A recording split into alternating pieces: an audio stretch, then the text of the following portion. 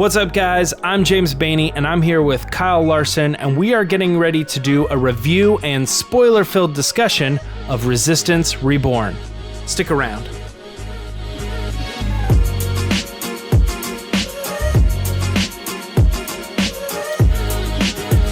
All right, we are back. We're doing another book review. How's it going, Kyle? Yes, we are. I am doing great. How are you? I'm doing good. I'm excited because we're going to get a chance to talk about this book. It actually comes out today as of this video being released, which is a first for us. But yeah, the way we're going to handle this a little bit differently now. We're going to try to stay on the review end, non-spoiler, at the beginning of this so that you guys can decide if you want to read the book or not. And then I'll let you guys know when we actually go into spoilers, and we'll be sure to mark the points so nothing gets ruined for you. But we're going to be doing a little bit of a review of the book. Until then, how are you feeling about all these books kind of happening at the same time, like storyline wise? It's a lot, man. I was just telling you before we started recording, like my brain is kind of, a little fried, but I shouldn't complain because like we were in quite a drought of Star Wars content, and now we're getting, not only more books, but also books that feature, prominent characters from the films. Mm-hmm. And, I'm just trying to keep it all together. I guess that's my only, criticism or complaint, but it shouldn't even be one. I'm the exact same way, and we'll talk about that a little bit more. But before we get started, let's actually talk the stats of the book here. So today we're talking about Resistance Reborn, right? It was released November 5th, 2019, written by Rebecca Roanhorse, read by Mark Thompson, popular narrator there. Yes. This one was published by Del Rey and Random House Audio, and the timeline, again, for like our fourth or fifth book in a row, right after The Last Jedi. Yeah. And boy, does this one start right after The Last Jedi. We'll talk a little bit more about this, but with all that other material, with like the Allegiance comics, the Poe Dameron comics as well, it seems like this one's like, right there, right at the beginning of this year spanned before we get Rise of Skywalker. You were the first one to talk to me about this, about time placement specifically. Where would you put this in your when you're like reading, if you were going to read in chronological order? I would watch The Last Jedi, then I would read the Poe Dameron comic, the arc specifically, it's called The Awakening, and it's the last arc of the Poe Dameron run by Charles Soule. And then I would pick this book up and read because it seamlessly flows into what has happened in The Last Jedi, what has happened in that comic with Black Squadron, and then also like where they're going to go from here. And they're all dealing with those events, and everything that happened in both the film and the comics are very relevant to how this novel kicks off. So that would be my recommendation if somebody wants to do like a true chronological one. So, and then after this book is over, there's still a lot there. Do you think the Allegiance comics picks up right after? Do you think the Galaxy's Edge comics picks up right after? Or is this all congruent to Black Spire Outpost? I would say that, like Black Spire Outpost is probably taking place around the same time. I think Galaxy's Edge takes place maybe a little bit after Black Spire and Crash of Fate. And then I think that Allegiance is bumping up very close to Rise of Skywalker, because I don't want to spoil that comic for anybody, but I think that the Resistance seems much more well established. Not that they're like in any point where they would be formidable against the First Order, but they seem like, they have bases in the Allegiance comic. They seem like they're more kind of sourcing for ships. And, in this book, specifically Resistance Reborn, it really felt like I was watching or reading an episode of like The Walking Dead, because they're just trying to stay alive and they're just trying to like hide from the First Order. So it was just like this kind of like really like desperate feeling that I didn't really get from the other, I got from Spark of Resistance, like it's a desperate situation. And in Allegiance, it seemed like it was more kind of like resource gathering at this point. And in this one, they're just trying to stay alive. Yeah. So, well, I'll say a little bit about the book too. I loved the book. We'll get into scores here in a second. I recently have been saying, my review of Solo was kind of like a thank you to the fans, right? Yeah. I came out of that movie and I was like, they did exactly what I want them to do, which was, I think like the big one being like Maul, you know what I mean? Like, oh, it could have been anybody, but they were like, well, the people who have been paying attention to the books, paying attention to the shows, paying attention to the comics, this makes sense to them. And for everybody else who just walks into the movie, then they'll just have to figure it out because we're doing this because this is what makes sense for the canon junkies, kind of a thing. And there's a lot of other little references and stuff like that. There's Solo. This book to me felt like it was a thank you to the fans from an author perspective. Okay, who could I bring in? What stories could I tie into these characters specifically? And like I said, we'll get into the details, but like, you should be reading up on Poe Dameron comics like Lost Stars, the Aftermath books, the Bloodline story, and the Battlefront games. Like it's all there. Inferno Squad, yeah. And you know how I feel, so I feel this might reflect on my score a little bit. But what score did you give this book? I gave it an 8.5 out of 10, which 8.5. Yeah, it's such a good story. Yeah, I was blown away by it. What else have you rated around an 8.5? Just curious. I think I did Claudia Gray's Master and Apprentice. I think I gave an 8.5 or a 9 to Inferno Squad. I think I gave... I'd have to kind of like backtrack. Didn't mean and to go throw you through off. it, but yeah. Yeah. But yeah. I was going to say my score was a 9.2. Whoa. Which is nice. One of the higher ones. That's books in really this range high for you. Yeah, books in this range for me are Master and Apprentice as well. Phasma, Dark Disciple, Lost Stars. Those are all kind of in the 9 to 10 region. Mm-hmm. So this to me, I think was like every second of the book, I felt like, all right, here's the next thing. We talked a little bit about before this, that it felt like the author doesn't have a very long book, but packs as much as they possibly can into every second of story here.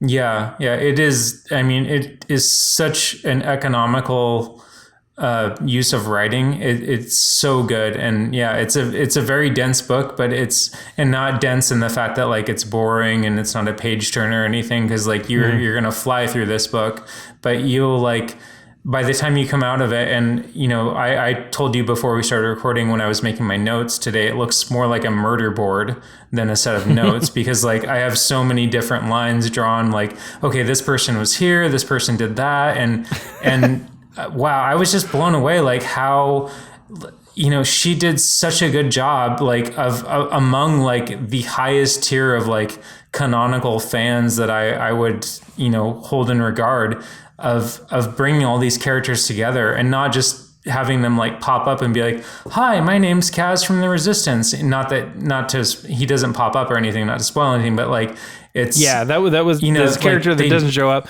But yeah, he doesn't show up, but it's just like, it's useful. Like they have a purpose when they show up. And it's meaningful. Yeah. All right, well, let's talk about it. From this point on, we're going to go into the spoilers. If you have read the book, then hang out with us and we're going to go into discussion and talk about some of our favorite parts. If you have not read the book, save the video, add it to your favorites list or something like that, and come back when you do finish the book and join us for this discussion. But let's go ahead and get into it. So right off the bat, it's not a spoiler, but Wedge Antilles is back. It's not a spoiler because he's on the cover, right? Or he's on some of the covers. I'm not really sure exactly how they distributed that. But yeah, he is officially back with Nora Wexley, who we know from the Aftermath series there was maybe some romance there, but I think this is like first time confirmation that they are like they're together, right? They're married. They have been for a very long time. And the next thing we talk about is like where is all this going? But like, I think the biggest thing here is so many characters showing up in this book. The biggest thing to me is like, talking to John and Lacey, does this mean that these characters are going to show up in The Rise of Skywalker? Or does reading this mean that like, oh, this was your fan service book because they're not in the movie? I want to get your opinion on that. And then we can go through a list of like the characters too, that like show up in this.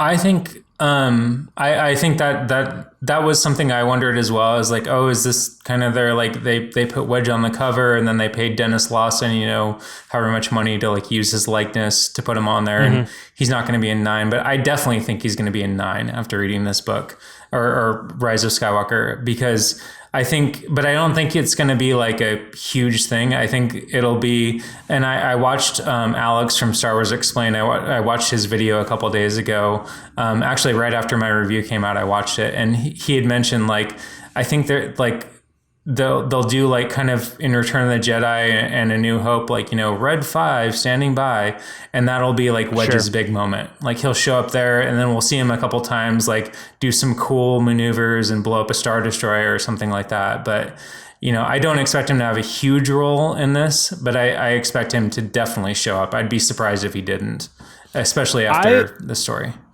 Yeah, it's funny you say that too, because I was like reading the story and I'm like, well, this is it. This is confirmation. Guy's coming back. And then the story ends with him being like, you go on. We're not fighters anymore.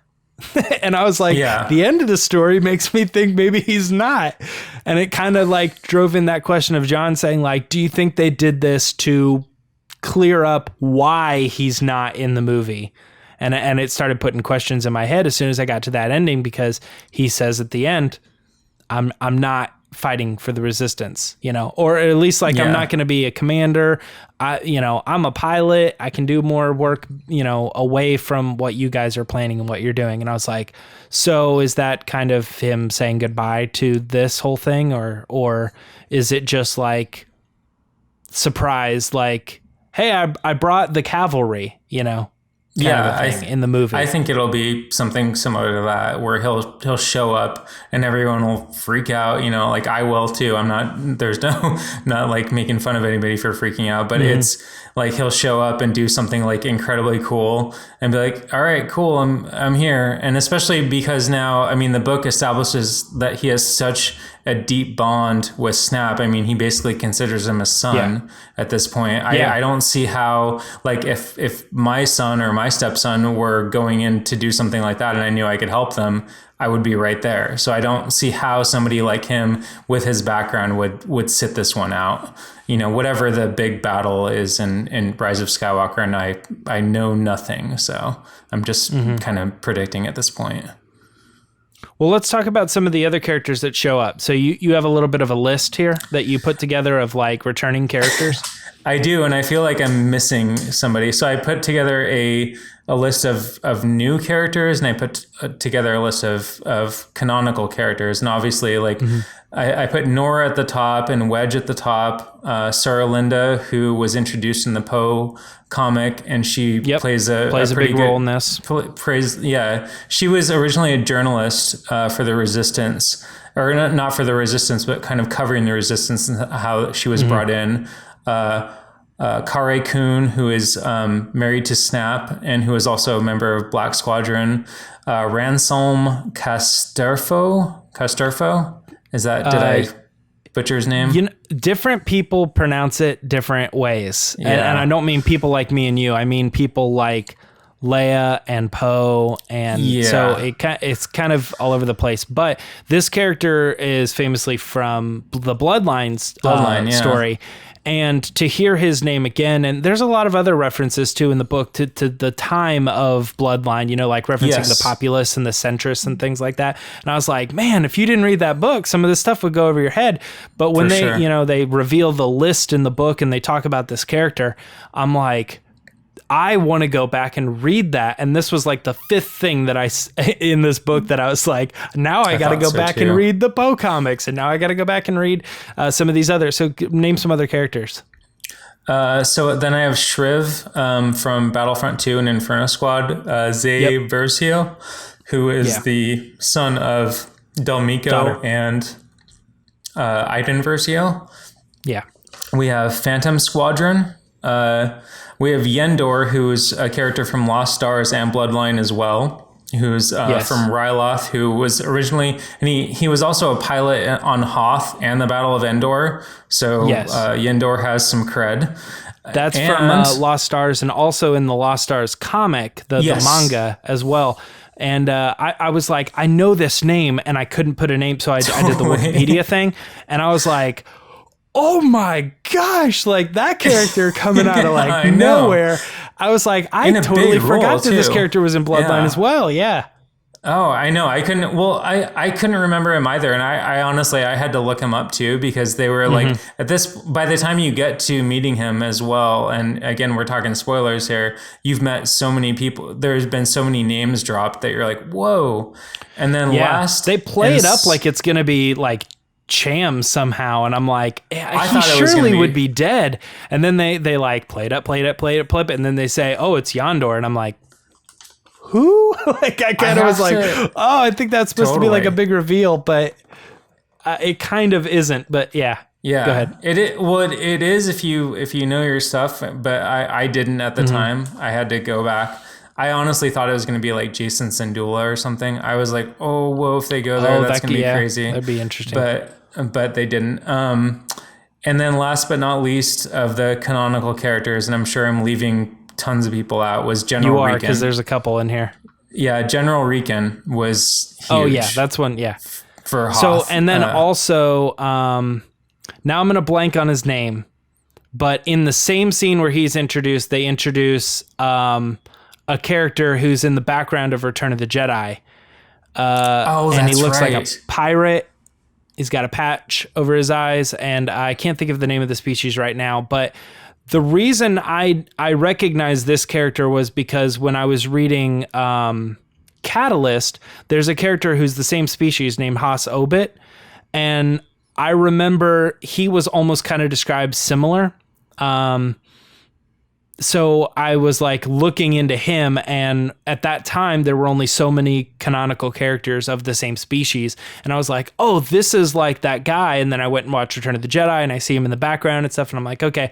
So it was interesting that this character also came in as well. Obviously also Maz is in the book. Oh yeah, Maz Kanata, for sure, and how she fits in. I mean, there's I forgot that. Well, I mean, we didn't name like Poe is a returning character, Finn is a returning character. You know, there's obviously those characters as well. I just wanted to throw Maz in there as well, just because she isn't quite like, you could totally see her not being in this book, but she is, and she has an important role. And I was going to say too, how much do you think she's going to be in Rise of Skywalker? Simply because in this book she's like, it's not my fight, but she is. We do see her in the trailer standing over by Poe at one point. I think it'll be similar to kind of like the predictions about Wedge. I think she'll show up with like the cavalry kind of, you know, like, here's a group of people that I rallied together, or here's this useful tip, you know, and also to like The Last Jedi as well. And more, I think it'll be a bigger role than she had in The Last Jedi, which I think that she'll probably show up and give them some sort of tip, like, oh, the First Order is gathering here, or, you know, this is what you need to do, or that kind of thing. Because, you know, she really kind of goes off in the book about how connected to the galaxy she is, and the history of the galaxy, and the Force as well. You know, she really, I mean, she doesn't get detailed into that, but I felt like it did expand upon kind of this mystical overseer, ancient role that she has in whatever is going to happen in the Rise of Skywalker. Like, she could, you know, we've seen things talking about like an oracle kind of character or something like that. Yeah. I don't know. Maybe Maz would be the person to say go there, but then that also kind of plays into her Last Jedi role a little bit. Like you have to go see the one person who can solve your problem. So I don't know if that would be it necessarily, but yeah, Maz shows up in the book and she's very Yoda-esque as she is always kind of intended to be. She kind of smokes Poe out a little bit. Yeah. And then Poe gets, actually I just watched the Lion King movie. She kind of like is Rafiki, weirds him out. And then like at the last minute, like gets serious and like gives him actual advice. So that's going on. What's some other things that popped out to you? Shriv, right? Yeah, Shriv was like, it was crazy to see that like they've started, were they part of Phantom Squad or were they part of, that was one thing in my notes that I didn't make very clear. They were, because I know Phantom Squad was around in Aftermath or was that Pacer? That was more like, because I know Pacer was the son of... I think that Shriv was as well. Okay. But it might have been more like, I know these guys, they were in Phantom Squadron. Yeah. I'm sure there's a canon person out there right now. Put in the comments of, and set this straight so that anybody can, if they're watching the video, they can go down there and check it out. For sure. If you've got an answer for it. But yeah, I was surprised that that basically at one point in the book, it kind of splits into three stories. We have, Poe going to the ball. Then we have Wedge and Snap and Nora all going to get Ransom and the hostages out of the Cornet City. And then we have this other part of the story, which is Shriv and his team, and they're going to a specific planet just to try to get vehicles, ships kind and of stuff. like through the scrap. Yeah. Yeah, so at one point in this book, basically a third of the book is Shriv's story, and I was like, man, shout out to Patrick, who used to be on the show, like he's going to love this because Shriv was always like one of his favorite characters. I was like, man, I'm excited for him to find out that, he has like a major part in this book. Yeah, and also shout out to Justin, who writes for Star Wars Newsnet, who's really into the games, and he had actually... He hadn't like speculated or anything, but had said like, wow, it'd be cool if Shriv came back somehow, and all this. And nice. So when I saw that, I was like, all right, awesome. Like we're getting it. It's another thing. Like I was never, I read Inferno Squad, but I didn't really, and I watched some of the YouTube videos of the campaign from Battlefront 2. So I didn't know these characters as well as a lot of people that play the games. But I did know that as soon as I saw Shriv and Zay Versio, that was a huge deal. I was like, wow, they're pulling in from so much stuff. And I think too that like it wasn't like, just like a token like cameo appearance. It was actually like they had a substantial role, and like what you said, like a big part of the book told their story and told how important they are to being allies at this really, really bleak point in the galaxy. And how they've come together, and they've always kind of been there in the background, and now they're really stepping up. Yeah. Yeah. I'm again, like I was just like kind of blown away by this book because every story I'm like, this could be the whole book. You know what I mean? Just Shriv on that adventure with all those characters, and as they're slowly getting taken out, and like there's a scene where like like he stabs the guy like in the neck or whatever. Is like it reminded me of like Mission Impossible or something. Totally, yeah. I'm just like, man, I'm so caught up in this story, and then it's like, and then the chapter will end, and it picks back up with like Leia, and I'm like, oh my gosh, all this stuff's happening too. Yeah, at the same time, like pretty crazy story. A couple other things. Let me see here. There's just a fun little note, like lots of saying low whistling. Did you pick up on that? I didn't know. No. Didn't? Okay. Like low whistling? Poe or Finn or someone going like an impressive low whistle. Oh, okay. They must have done that like 6 times in the book, probably. And I was like, again with the whistling, like it's not really a character trait. But yeah, it was mentioned a lot. I don't know why. That's just a fun little note. I didn't notice it so much. I did notice when I listened to the audiobook yesterday, though, like the scene where Sarah Linda gets up and dances on the table or whatever. Yeah. They put in some like weird music where I was like, Yes. that sounds nothing like what the book is describing. You know, it's just like some random like acoustic guitar and like a drums or something like that. Where I was like, because it, like as the narrator was reading like a deep monotone bass and you're like, I don't even hear a bass kind of, but that was one of the funny things I don't know. for me. I was kind of thinking, well, I think what they're trying to do is they're trying to pick a song that like kind of does match this, but this probably is not what the author is picturing. Yeah. But yeah, it is kind of funny. And that's not the only book that's done that. There was one where it was like dance club music every time they went to this place, but the book described it like cantina, like like happier music. And I was like, this just straight up sounds like they're at like a real club in real life. That's like funny. It's like dance club music. But other than that, yeah, that fun little things like that. Yeah, totally. I also thought too, okay, so this was a concern of mine a little bit with this book. There was in the Poe comics a kind of an arc where Poe had to learn the value of like life in the Resistance, you know, and a character was killed, and it was right around the time Carrie Fisher passed, and they kind of wrote that into the story. I'm not always going to be here. You got to step up as a leader. And then like I was like, okay, cool. So now we go see The Last Jedi. We go see The Last Jedi, and they totally like retold that story in the movie. Like he was more like of a hotshot and got people killed, and he had to learn his lesson, right? Yeah. Well, now this book is about him kind of, you know, dealing with that. And I thought, are we going to start off The Rise of Skywalker with him dealing with what happened in the last movie? And I'm going to go, but he already did. We already did this canonically. Yeah. Is the movie going to recognize that? Or is this book saying, okay, or is the movie going to go like, oh, it's been a year, let's just ignore that? Or do they feel like they have to do that for the audience as well?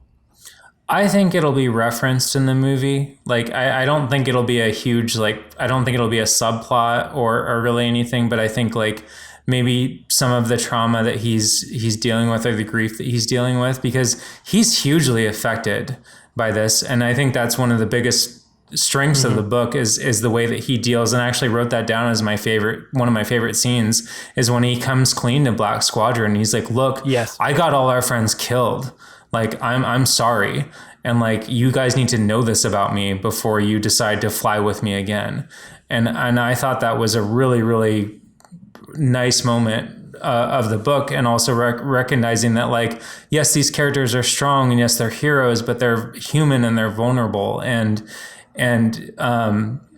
I think that they really have kind of like what you said. They've said all that they can say about this, but I think that they'll probably touch on it, you know, just briefly in The Rise of Skywalker. Like, I don't think they'll be like, well, Poe, if you hadn't got our whole bombing fleet killed, we'd be in a much better space. But I think they might, you know, say something like after Dakar, or after, you know, this or that, you know, after what Haldo did, because he's also equally like feels bad about what he did with, you know, Haldo, trying to undermine her orders and her decisions, and feels really dumb about that. My fear is if they recognize the book, or they know that this happened in Poe's story, that we'd walk out of the movie and a criticism of the movie would be like, oh, so the Resistance is just going to pretend that he didn't mutiny and do all this other stuff. So it does make me feel like they have to acknowledge it to a degree.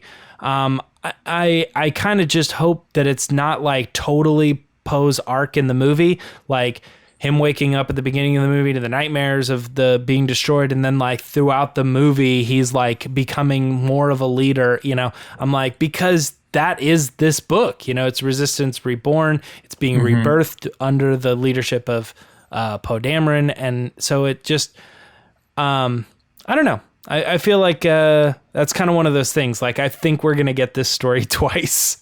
Yeah, a little bit. I mean, I hope not. Because I think that he's a great character, and you could do so much more with him than that. And also, like, if that's kind of be like his role, they're kind of setting him up to, essentially like replace Leia as, this beacon of hope in the Resistance or the Rebellion or whatever, it becomes post Tross.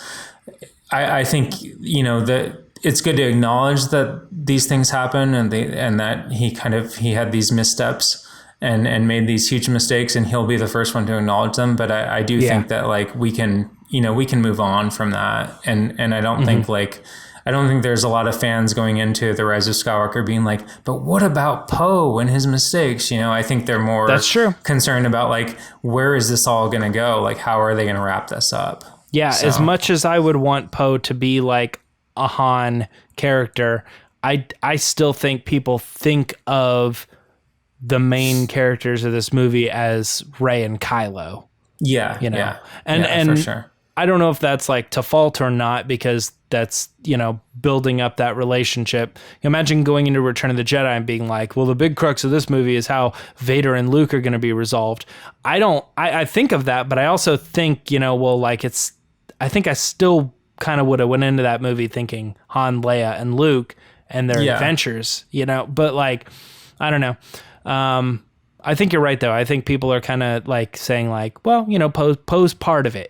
He's important, but he's not like the crux of the movie or something. So yeah.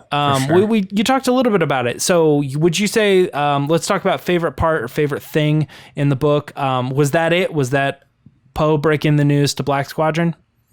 Yeah, I think that was it. I mean, and just there's so many great moments of characters kind of opening up and realizing, like, I guess kind of looming over everything are the events of The Last Jedi. And I think that this book did a great job of acknowledging them, but not taking that story and making it a huge part. Like, this Resistance Reborn is its own story, but in a great way, it reconciles a lot of the bad things that happened in The Last Jedi, and it resolves, or not resolves them, but it gives them an explanation. And that's what I really liked about it. Like, you hear that Poe feels awful about what happened and what he did. You hear about that, like, Leia's kind of impressed that Rose disobeyed a direct order and went to Canto Bight and, like, tried to have this kind of, like, side mission and save the Resistance. And you also hear about Rey, who is very, confused about what her role is in all of this now. Not so much in terms of, like, being the last Jedi or being in touch with the Force, but just being like, what am I supposed to do? And also Leia is, she kind of pushes them along. She doesn't offer, the obvious advice. She lets them kind of figure it out for themselves. And that was something that I really liked too, is that she's really recognizing that, like, I'm not going to be around forever. These people need to figure it out, because who knows, even if we do defeat the First Order, what if something comes after that? Like, they have to be ready. So it was, those were kind of my favorite aspects of the book, were just that, like, they're finding themselves. For sure. My favorite part specifically would be, and I was surprised they did this, but they put it out as an excerpt. It's Snap coming back and, landing where he lands, and then he goes in and they have their moment, and then they talk it all out, and they're there for the bad news, and Snap has to break all of this information to them. Kind of similar to, this takes place like right after what you were just talking about, but Snap just had to hear all that and deal it with himself. Then he had to go and just very shortly after defend Poe. You know what I mean? Along with his wife, both saying things, and I love this too, like, it wasn't just like, Poe's helped us out a lot. It was like very specifically, Poe showed up at the last minute back on Grail City, which is like part of the Poe comics. You know what I mean? Yeah. It's like, if you read that comic, then you come into this book and you're like, that did just happen, Totally. It's like really cool.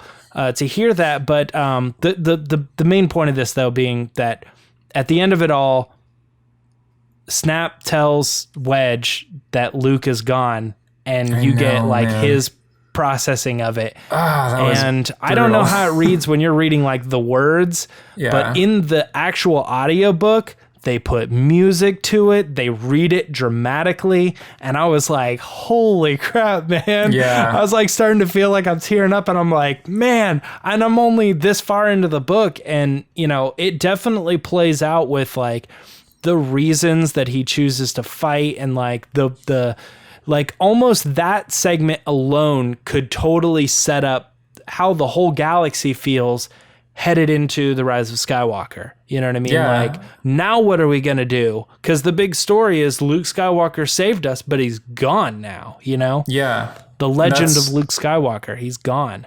That's a fantastic point. Yeah.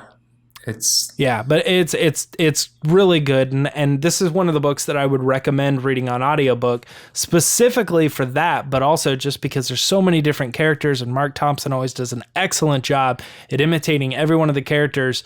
Like, you know who he's doing, you know, every time he speaks. So it's like you have multiple actors when you only have one. I read the book and I listened to part of the audiobook. I didn't get through all of it, but the production is fantastic, and I would recommend, you know, they're equally enjoyable. And I did listen to that scene with Wedge, and that's, it was heavy. It was heavy reading it, and it was heavy listening to it as well, because like that's his friend. You know, that was somebody who he didn't. I mean, I'm sure he held Luke in regard for being a Jedi, but he was like, this is my friend. This was my teammate. This is somebody who got me through, helped get me through some really rough times in terms of like the Empire. And now like I hear he came back and he's gone. And there's a part of me that wonders, like, that's probably a big catalyst for Wedge returning to the fight, you know, not just for Snap and for Nora, but for that too. So and just another one too, because we haven't really mentioned this, but Wedge actually kind of has like a moment where he's recapping his life, and he covers some Rebels stuff in there as well, because that's right. He does. He's a Rebels character as well.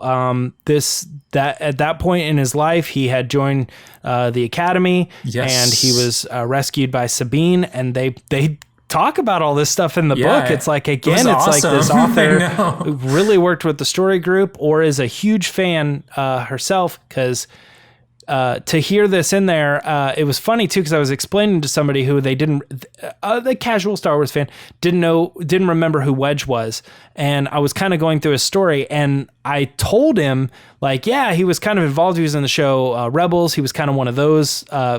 He was involved with like the Ghost crew and stuff. And then as soon as I got done, I read that portion of the book, and I was like, I was just talking about this. Yeah, totally. I'm so glad this is included. That was that. I know exactly what you're talking about. That was awesome. And also, like, he talks about being Poe's flight instructor too. Like, he was his Poe teacher. I was and like, Snaps and their relationship, like as like students and stuff. Yeah, he holds all Poe in very high regard. So good, love it. Yeah. All right, so we are missing a huge section of this book. Let's talk about all the stuff with our First Order villains and all that with the list and this character arc of his name is Windsor? Winshore Brat is his name. Yeah, Winshore Brat. And his kind of semi like rise to power, if you will, or like his understanding of his placement in the First Order. What are your thoughts on this character? Well, I wrote about, he's not really like a remarkable villain or anything. Like, he's not necessarily like super menacing. He's actually like kind of pathetic in a way, similar to the Spark of the Resistance villain, and also the villain from Black Spire, who's both those names I can't really remember. And I'm sure I'll forget about Brat, but what he represents is a really disturbing aspect of the First Order to me. And that is the kind of complacency in the face of, imperialism or authoritarianism. which is he's kind of going along with it. And he's not only going along with it, it's like they kind of give him this slow drip of power. And then we see him rise. We see the slow drip kind of become like a really steady pour. And he turns into this really nasty person. I mean, you don't get the sense that he's a good person to begin with, but he just turns into, exactly what the First Order wanted him to be. And there's a really, really disturbing, they don't spell it out graphically or anything, but he literally beats one of his subordinates viciously, and the Resistance, they end up finding her, and I don't know why I didn't write her name down, but she ends up playing a huge role in it too. But you just see his disdain for everything that he feels is inferior, but that's everything that's not the First Order. And you see how quickly that people are able to kind of be that they kind of reconcile any sort of morality that they had to join up with this organization because they're afraid of them. And I think it probably started out with fear for Winsher Bratt, but he really quickly became indoctrinated to this really, really evil way of going about the galaxy. So I agree and disagree. Okay. The reason I agree is because of the way you painted the First Order as a whole. And that is why I think this character is important, more so than other First Order characters that we've seen before.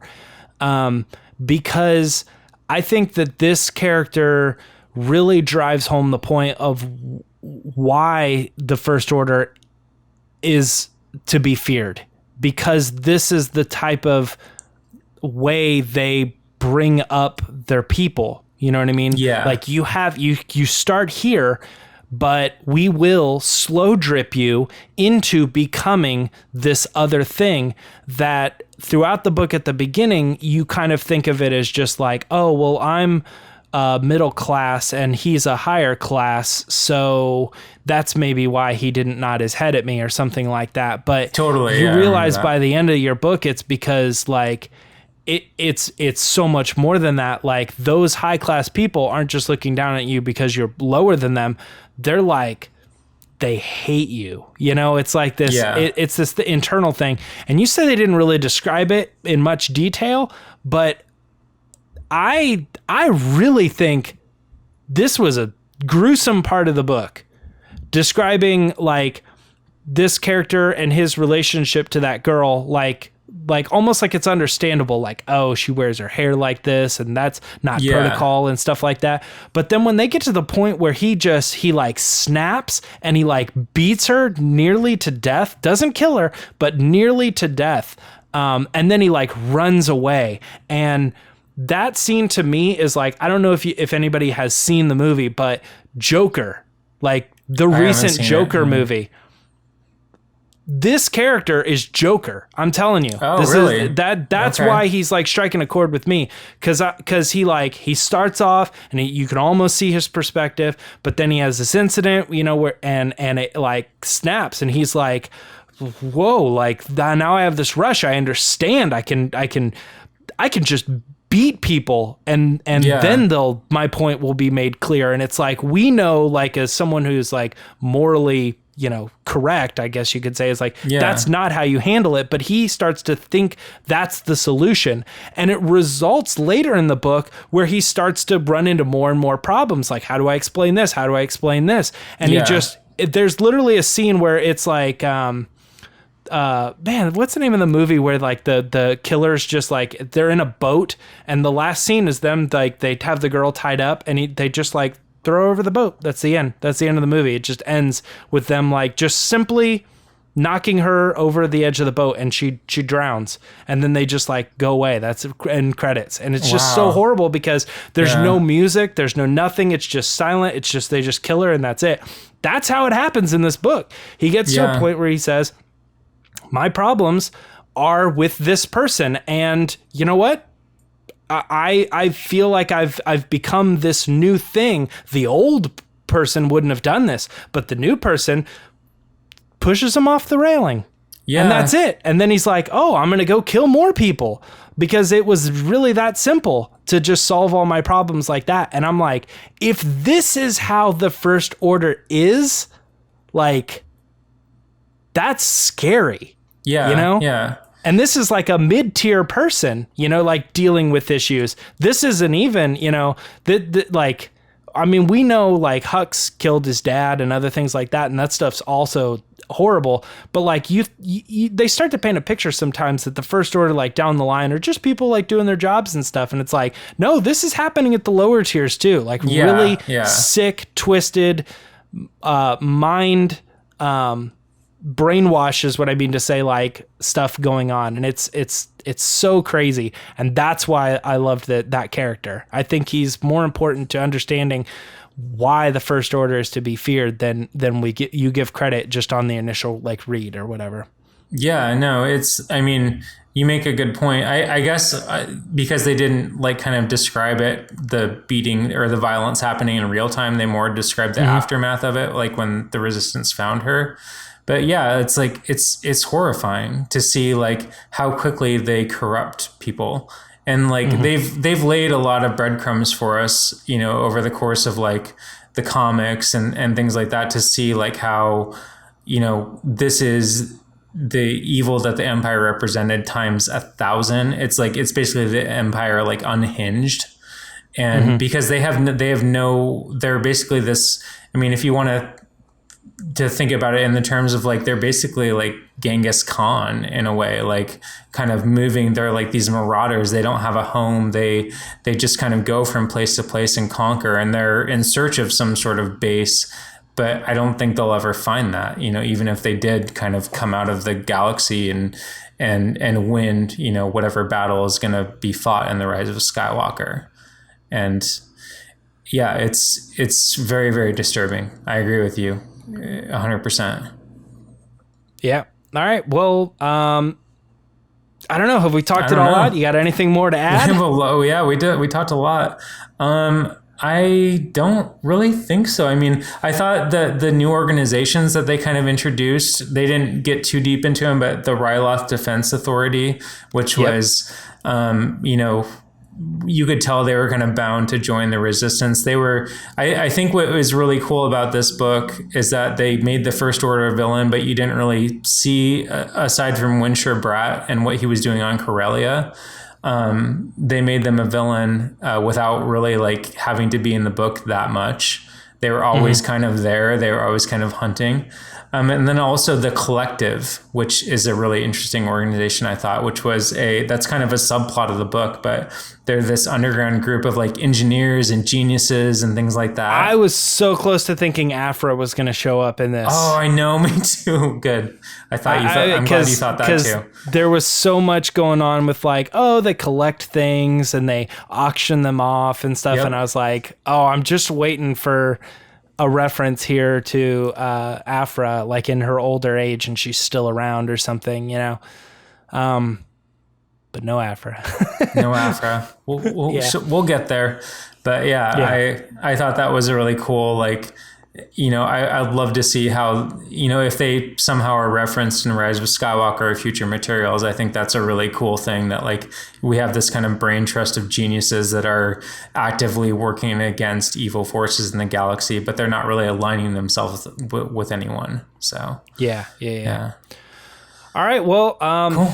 I think that's it then. I think we've wrapped up everything we can. One of my more favorite books. I'm seemingly one of yours as well. Yeah, great absolutely. read. You know, I'll probably be reading this again at some point just to go through and revisit a lot of this stuff. But yeah, if you had fun in the discussion, if you enjoyed listening to this, you know, give the video a like and leave a comment. Talk a little bit about this, because we can still respond. We can still have the conversation after the fact in the comments below. So, you know, let's have a little dialogue there as well. Be sure to subscribe and all this other stuff, you know, as far as YouTube video goes. We're going to do more of these. We enjoy getting on here. I enjoy getting on here and having the discussion with you. It's a lot of fun. Just as is. Might as well record it, right? Yeah, for sure. So yeah, I don't know what's up next. Do you know? Force Collector. Force Collector. That's right. I'm reading it You're right now. You're already reading it. I'm kind of reading it right now. I do have to check in about the audiobook. I totally forgot to do that, but it's I think it's good, and I do think it might tie in a little bit to this as well, just with the Force stuff, because it is a story about somebody who's starting to feel the Force, but at this very troubled time in the galaxy as well. So I'll say that, and that's about all I know, because I've only read a couple chapters. So well, I'm looking forward to it. I'm sure you guys are too. So until then, until Force Collector, we'll see you guys later. Thanks, guys. Thanks for watching.